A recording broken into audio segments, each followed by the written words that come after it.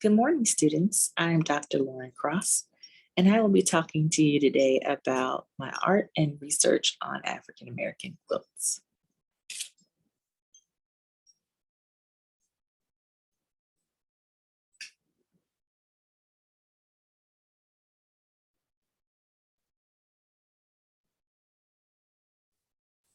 Okay, so my particular art and research focuses on African American women artists and uses art as a way to celebrate its history, their history. First, a little bit about me. I have a bachelor's in art, design, and media.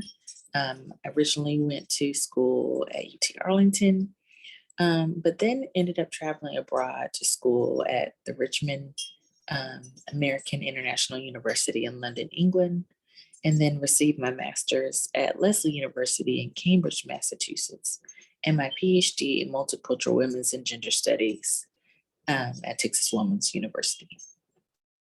I also am identified as an artist, curator, and scholar, and use my art and scholarly practice to um, engage audiences in diverse knowledges. So, on the making of the Skin Quilt Project, which was a documentary that I made in 2009 about the impact and history of African American quilting. How did I start on this journey? It began after doing some research during my master's program on African American women artists, and in particular, a text by Dr. Lisa Farrington called Creating Their Own Image talked about the early history of African American women and their history in fiber art. Um, and one of the works that she talked about was one by a former enslaved um, woman named Harriet Powers and her Bible quilt. Harriet Powers also created a pictorial quilt, and these are the only two quilts that we know about that we have currently from Harriet Powers today. Another quilt that she talked about was one by Josie Covington. It's an album quilt. And it's kind of one of those quilts that has a little bit of everything in it, all kinds of scraps coming together, but making something that really represents her family and her history. And as you can see from the dates of all of these quilts, these were quilts made and this early one was made in 1885, 1886.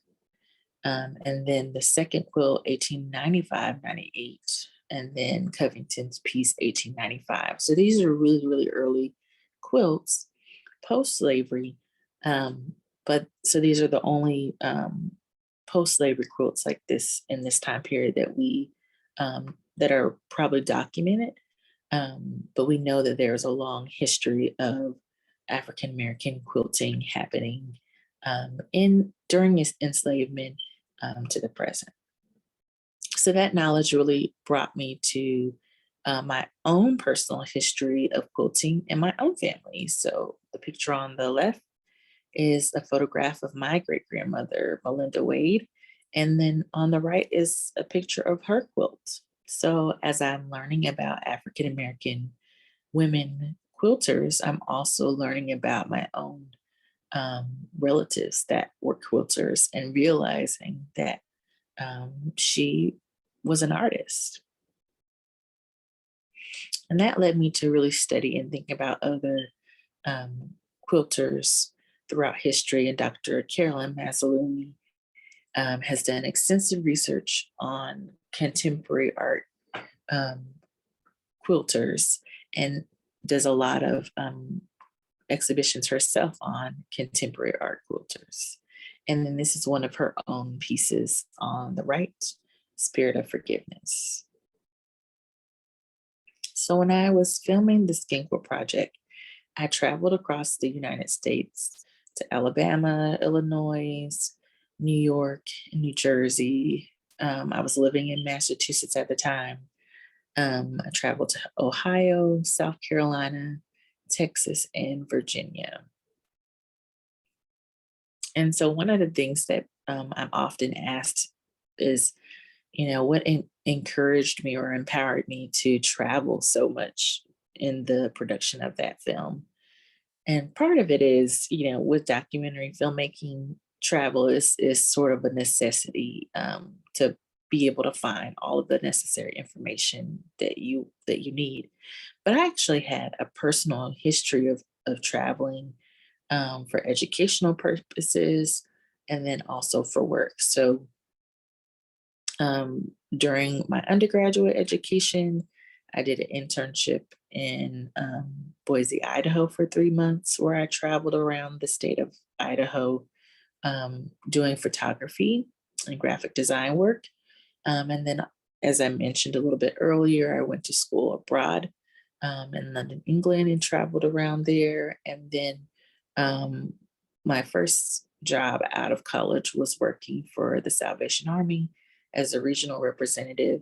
And in that job, I traveled around for approximately 2 years. So, as I was beginning the production of the Skin Quilt Project, the the idea of travel was, as you can see, not intimidating to me, but really was about planning and mapping out how, what are the time periods in which I will be able to meet all of the people I would like to meet and to learn all the things that I wanted to learn.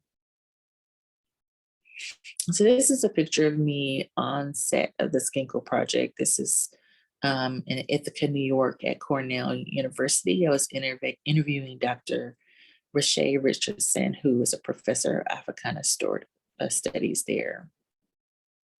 And then ultimately, after traveling around a little bit, I created a teaser for the project, which was released in 2009.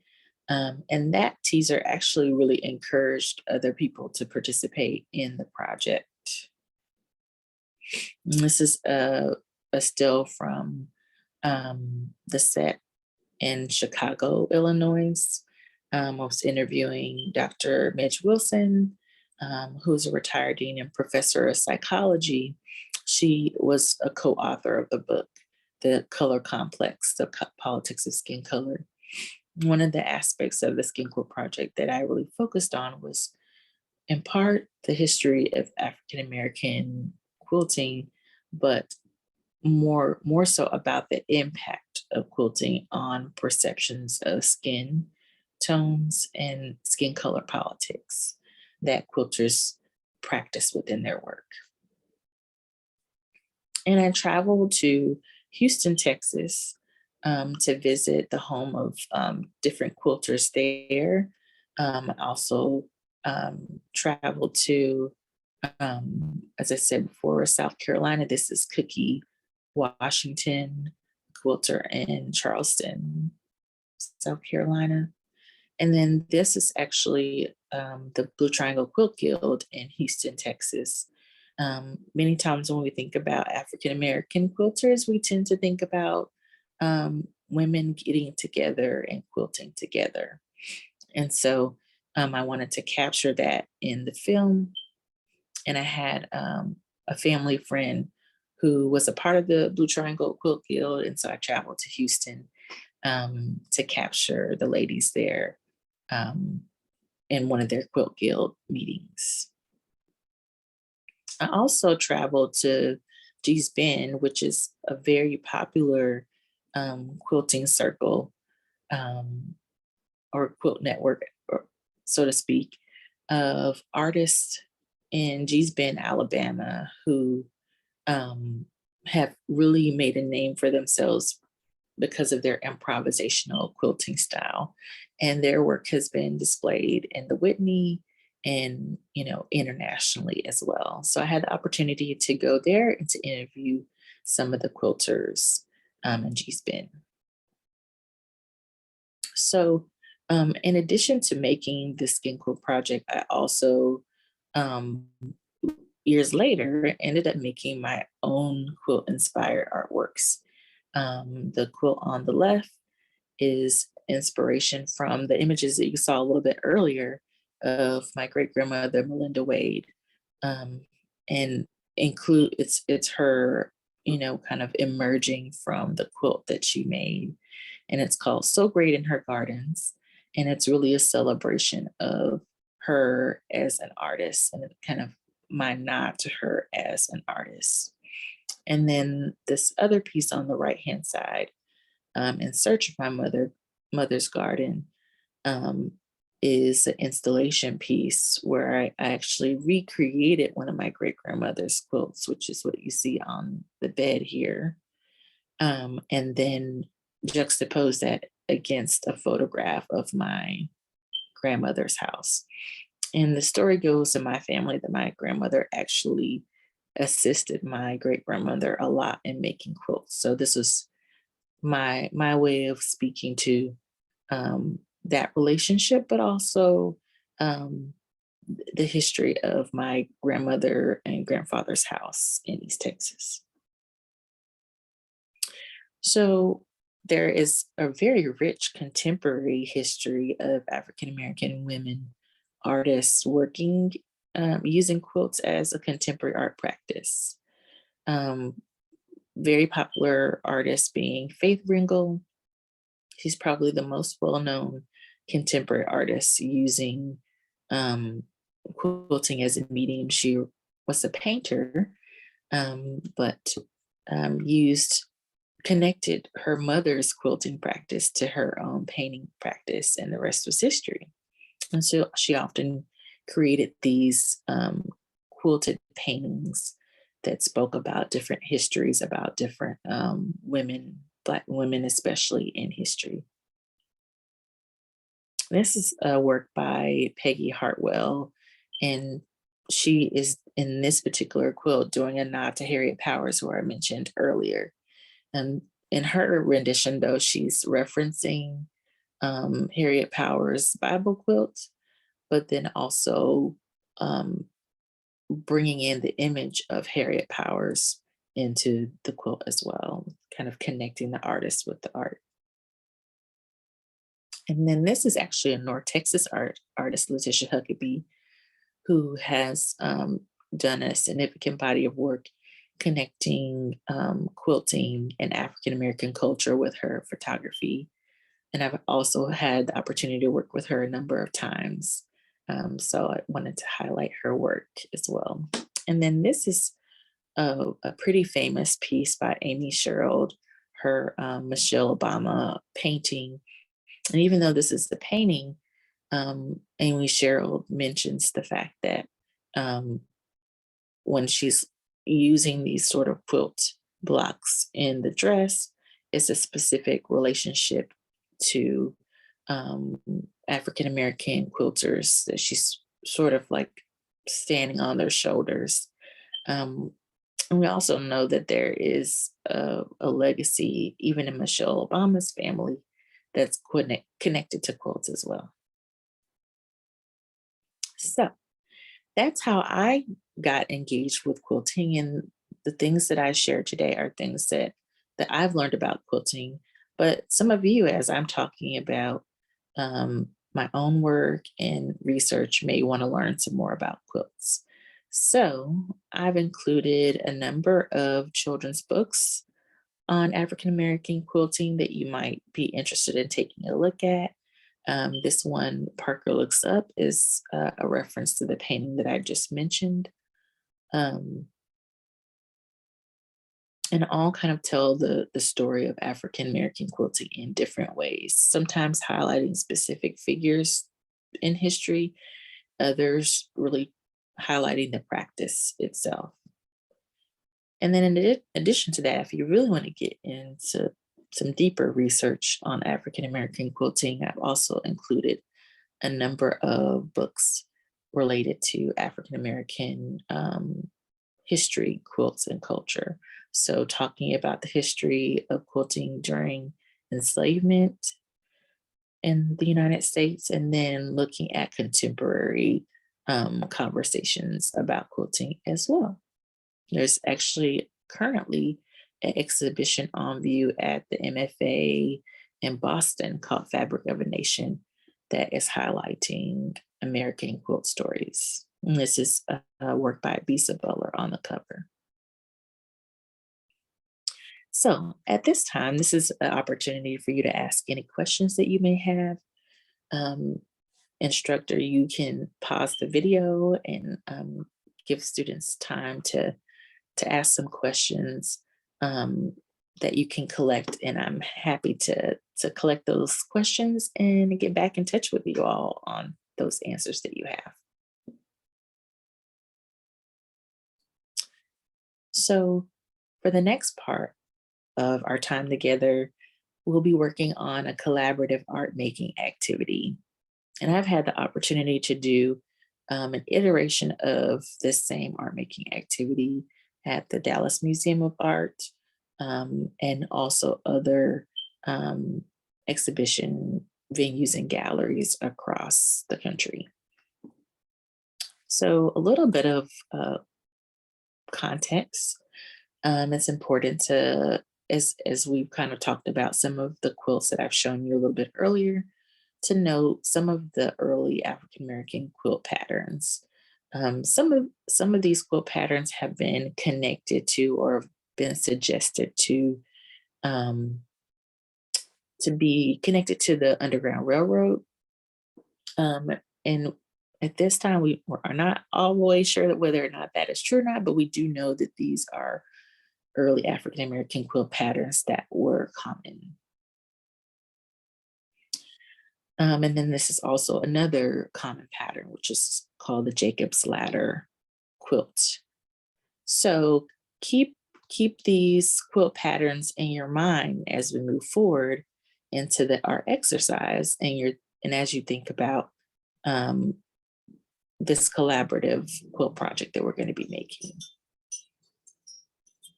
And then I also want to bring up Harriet Powers again in her pictorial quilt. And one of the key aspects of African American quilting, certainly we can highlight the early quilt patterns that I mentioned here, but then also the story quilt.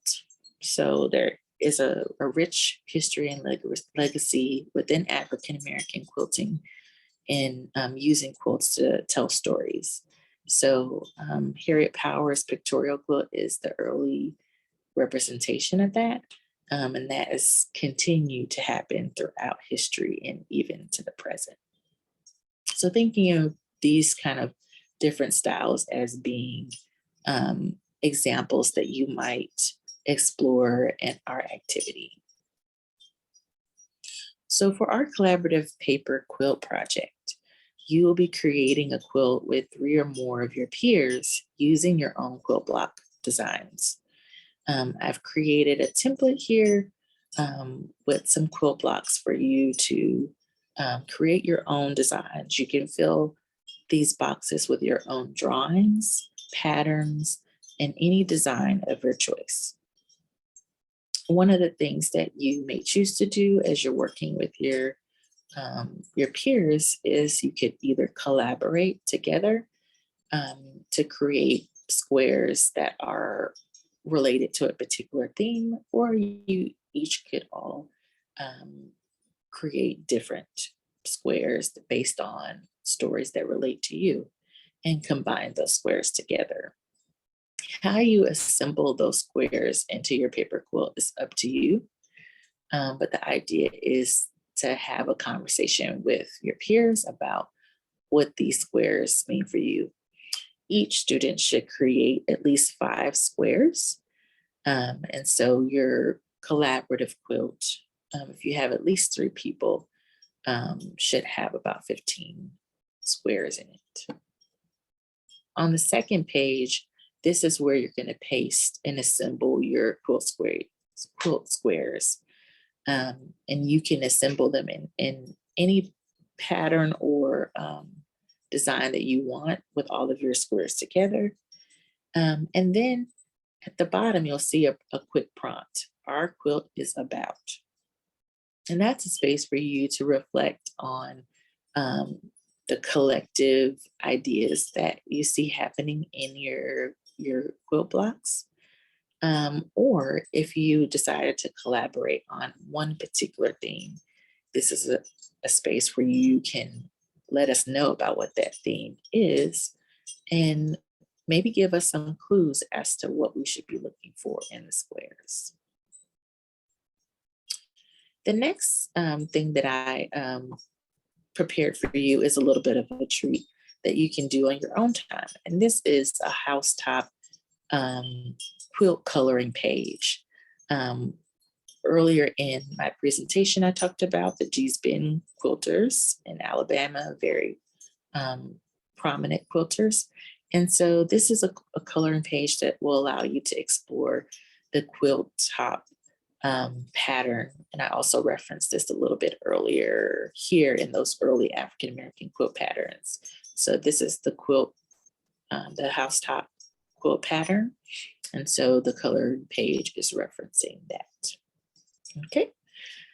So enjoy, have fun making art, coloring, be bold, be you in your designs, and just have fun.